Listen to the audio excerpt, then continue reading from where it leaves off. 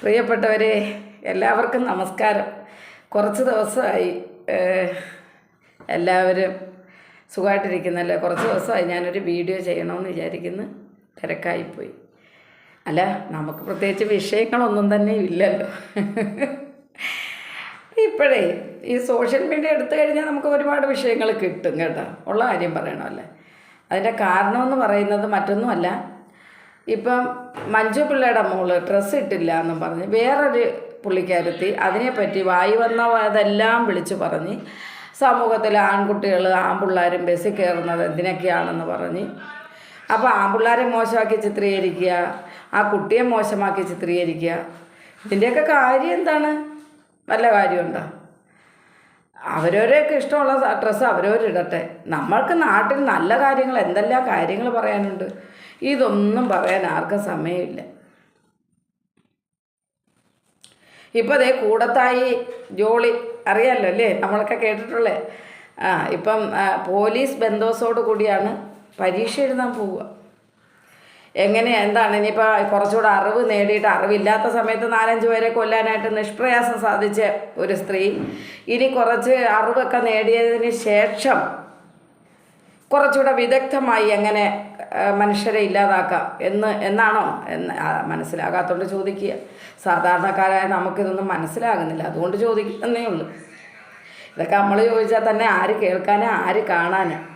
ഇത് വല്ലതും കേൾക്കാനും കാണാനും ആരെങ്കിലും ഉണ്ടോ? എനിക്കാരുമില്ല കാണാനും കേൾക്കാനും. പിന്നെ ആകപ്പാട് വല്ല 5-6 പേരൊക്കെ എൻ്റെ സബ്സ്ക്രൈബേഴ്സ് ഉണ്ട്, കുറച്ച് പേര്.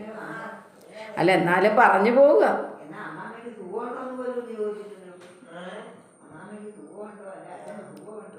എന്ത് ചെയ്യുമെന്ന് പറ.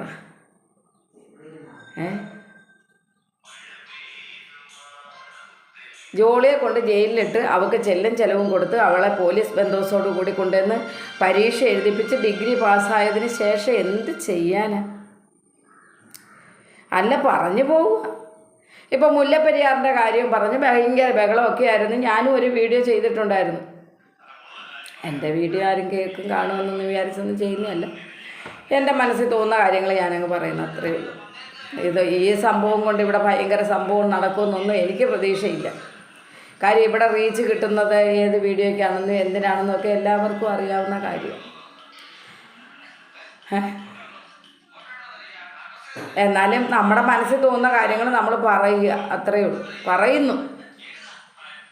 നമ്മൾക്കും പറയാൻ സ്വാതന്ത്ര്യം ഉണ്ടല്ലോ, അഭിപ്രായ സ്വാതന്ത്ര്യമുള്ള ഒരു നാട്ടിലാണല്ലോ നമ്മൾ ജീവിക്കുന്നത്. അപ്പോൾ നമുക്ക് ഈ സോഷ്യൽ മീഡിയ കയറി ഇരുന്ന് ആണുങ്ങളെ ആൺപിള്ളേരെ അല്ലെ മറ്റുള്ളവരെ മോശമായി സംസാരിക്കുക, ചിത്രീകരിക്കുക, അല്ലെ ലേഡീസിനെ മോശമായി ചിത്രീകരിക്കുക, അങ്ങനെ ചെയ്യുന്നവർക്ക് മാത്രമുള്ളതല്ലല്ലോ സോഷ്യൽ മീഡിയ. അല്ലാതെയും പറയാനും പ്രവർത്തിക്കാനും ഒക്കെ പറ്റുന്നവർക്ക് ചെയ്യാൻ പറ്റിയൊരു സ്ഥലമല്ലേ, ഒരു പ്ലാറ്റ്ഫോമായിട്ടാണ് എനിക്ക് തോന്നുന്നത്. അതുകൊണ്ട് എനിക്ക് തോന്നുന്നത് ഞാൻ പറയുന്നത്, അത്രയേ ഉള്ളൂ.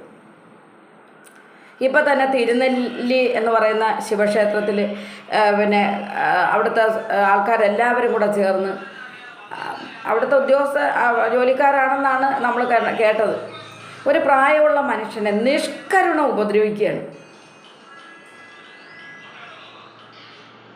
അങ്ങനെ ചെയ്യാൻ പാടുണ്ടോ? അവർക്കൊക്കെ തക്ക ശിക്ഷ കൊടുക്കാൻ തക്ക ശിക്ഷ കിട്ടുന്നില്ല, അതുകൊണ്ടാണ്. അല്ല, വേറൊന്നുമല്ല. അതെ, ഇതെൻ്റെ അമ്മയാണ് കേട്ടോ പ്രിയപ്പെട്ടവരെ, ഇതെൻ്റെ അമ്മയാണത്. 91 വയസ്സായി. എൻ്റെ അനിയത്തിയാണ് നോക്കുന്നത്. ഞങ്ങളാരും അങ്ങനെ വല്ലപ്പോഴൊക്കെ ഒന്ന് വന്ന് നോക്കുന്നു കാണുന്നു എന്നൊക്കെ ഉള്ളു, അല്ലാതെ സ്ഥിരം നോക്കുന്നത്. പിന്നെ അമ്മയെ വീഡിയോയിൽ ഉൾപ്പെടുത്താനൊന്നും വേണ്ടിയിട്ടല്ല കേട്ടോ. അമ്മ ജസ്റ്റ് പാസ് ചെയ്തപ്പോൾ ഞാനൊന്ന് കാണിച്ചു പറഞ്ഞു, അത്രേ ഉള്ളൂ.